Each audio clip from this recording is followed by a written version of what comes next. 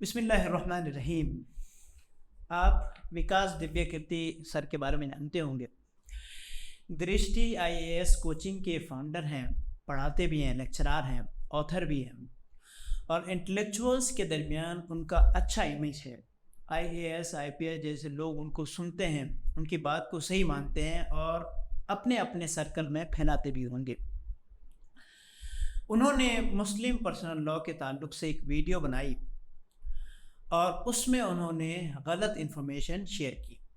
طلاق احسن کے بارے میں انہوں نے غلط طور پر غلط ڈیفینیشن پیش کی۔ وہ کیا ہے، آپ پہلے ان کی ویڈیو دیکھ لیجئے، اس کے بعد پھر ہم اس پر بات کرتے ہیں۔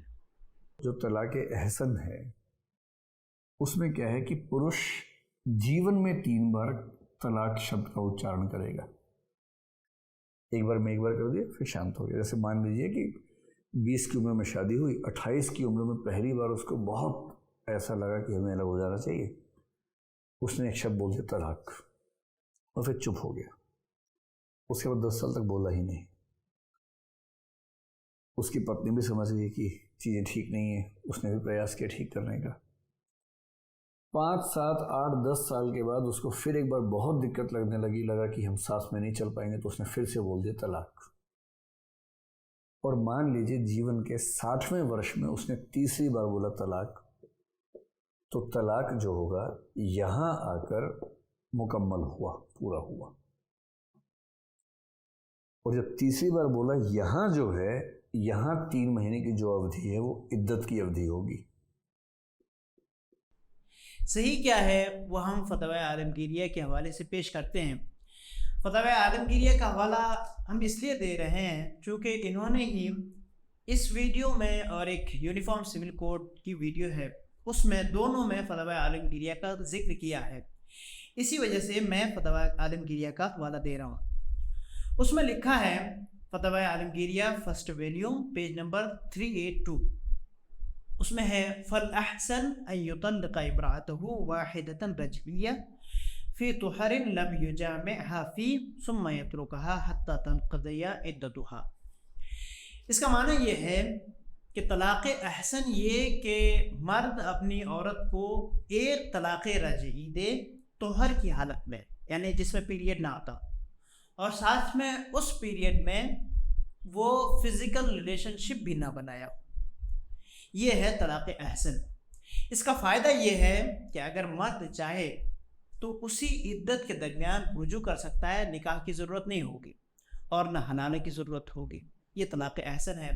ایسا نہیں ہے کہ جیسا کہ وکاس سر نے بتایا کہ ایک طلاق 5 سال میں دے، دوسری طلاق 20 سال میں دے، تیسری طلاق 50 سال میں دے، اس کے بعد پھر عدت گزارنی ہوگی۔ نہیں، ایک طلاق بھی اگر دے گا تو اس میں بھی عدت گزارنی ہوگی، اور عدت گزار کر وہ عورت مرد کے نکاح سے نکل جائے گی۔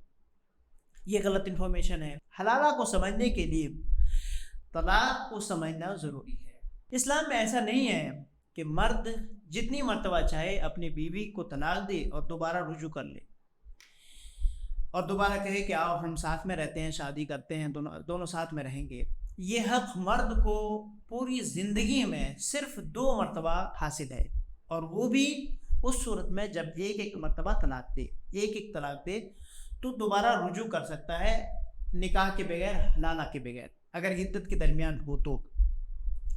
لیکن اگر مرد تیسری طلاق دے دیتا ہے، چاہے ایک مرتبہ ہو، ایک مرتبہ تینوں طلاق دے، حالانکہ یہ قانونی طور پر بینڈ ہے، چاہے ایک مرتبہ میں تینوں طلاق دے یا 3 طلاق ایک مرتبہ دے دے، تو اگر 3 طلاق دے دیتا ہے تو اس کے بعد مرد اور عورت کی شادی نہیں ہو سکتی۔ جب ان کی شادی نہیں ہو سکتی ہے تو مرد کسی اور سے شادی کرے، عورت کسی اور سے شادی کرے، بات ختم۔ اب اگر عورت کا دوسرا شوہر مر جاتا ہے یا کسی وجہ سے کبھی طلاق دے دیتا ہے تو یہ عورت پہلے کے لیے حلال ہو جائے گی، یہی حلالہ ہے، اس میں کوئی برائی نہیں ہے۔ جب قرآن نازل ہو رہا تھا اس وقت یا اس سے پہلے لوگوں کے پاس انلمیٹڈ طلاق دینے کا اختیار تھا، تو ایک شخص نے اپنی بیوی سے کہا کہ میں نہ تمہیں اپنے پاس رکھوں گا اور نہ کسی دوسرے کا ہونے دوں گا۔ بیوی نے کہا کیسے؟ اس مرد نے کہا کہ میں تمہیں طلاق دوں گا یہاں تک کہ جب عدت ختم ہونے کا وقت ہوگا پھر میں رجوع کر دوں گا، تم میری بیوی بن جاؤ گی۔ پھر دوبارہ طلاق دوں گا، پھر جیسے ہی عدت ختم ہونے کا وقت قریب آئے گا میں دوبارہ طلاق دوں گا۔ اس طرح سے نہ میں تمہیں اپنے پاس رکھوں گا نہ کسی دوسرے کا ہونے دوں گا۔ اس لیے اللہ رب العزت نے قرآن کریم میں ارشاد فرمایا الطلاق مرتان فامساک بمعروف او تسریح باحسان، طلاق 2 مرتبہ دے سکتے ہو، مردوں سے کہا گیا 2 مرتبہ دے سکتے ہو، اس کے بعد یا تو صحیح سے رکھنا ہے یا پھر اس کا راستہ چھوڑ دیا ہے۔ اس کے بعد اسی صورت میں دوسری آیت میں ہے فَإِن طَلَّقَهَا، اگر تیسری طلاق دے دیتا ہے تو اب وہ مرد اس عورت سے شادی نہیں کر سکتا، یہ عورت کسی اور سے شادی کرے۔ جیسا کہ میں نے بتایا کہ اب دوسرا شوہر کبھی مر جاتا ہے یا کبھی دوبارہ طلاق دے دیتا ہے تو پہلے اس سے ان کی شادی ہو سکتی ہے، یہ حالات ہے۔ تو اس میں کوئی برائی نہیں ہے۔ 3 طلاق کی لمٹ اس لیے رکھی گئی ہے تاکہ مرد عورت کو بار بار دھمکی نہ دیں، دادا گیری نہ کرے۔ اس لیے اللہ رب العزت نے مردوں کو صرف 3 طلاق دینے کا اختیار دیا ہے۔ وکاس سر نے اسلامک لا میں جو سکسیشن قانون ہے تقسیم وراثت کے بارے میں، اس کے بارے میں انہوں نے کہا کہ عورتوں کو مرد کے مقابلے میں آدھا حصہ دیا جاتا ہے۔ ہاں یہ قرآن کریم میں موجود ہے۔ اللہ رب العزت نے ارشاد فرمایا للذکر مثل حظ الانثیین، یعنی مرد کے لیے 2 عورتوں کے حصے کے برابر ہے، یہ قرآن کریم میں موجود ہے۔ لیکن یہ انصاف پر بیسڈ ہے، اس میں انصاف ہے۔ وہ کیسے، اس کو سمجھنے کی ضرورت ہے۔ مثال کے طور پر آپ کا ایک بیٹا ہے ایک بیٹی ہے، دونوں کو آپ بھیج رہے ہیں کسی ٹرپ پہ، اور بیٹی کو آپ نے 2000 روپے دیے اور بیٹی کو 1000 روپے دیے، لیکن بیٹے پر آپ نے یہ لازم کیا کہ بیٹی کے تمام اخراجات تم اٹھاؤ۔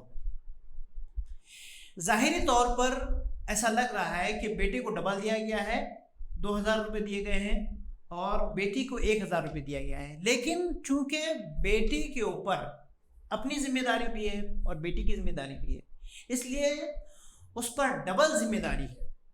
اس لیے قرآن کریم میں اللہ رب العزت نے مردوں کو ڈبل حصہ دیا ہے، اس لیے کہ ان کی ذمہ داریاں ڈبل ہیں۔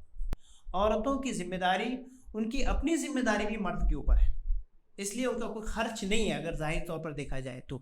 اس لیے اللہ رب العزت نے انہیں صرف 1 حصہ دیا ہے، یعنی مرد کے مقابلے میں آدھا حصہ دیا ہے، تو اس میں انصاف ہے۔ یونیفارم سول کوڈ میں یہ قانون لگ سکتا ہے کہ مردوں اور عورتوں تمام کے حصے کو برابر کر دے، ایسا ہو سکتا ہے، لیکن اس میں انصاف نہیں ہوگا۔ اسلامک لا یہ ڈیوائن لا ہے، اللہ رب العزت نے اسے نازل فرمایا ہے۔ جس طرح سے اللہ رب العزت نے مردوں کو پیدا فرمایا ہے، اسی طرح سے عورتوں کو بھی پیدا فرمایا ہے۔ اگر اللہ رب العزت نے کوئی قانون لاگو کیا ہے تو اس میں انصاف ہے۔ ایسا ہو ہی نہیں سکتا ہے کہ اللہ رب العزت عورتوں پر ظلم کرے۔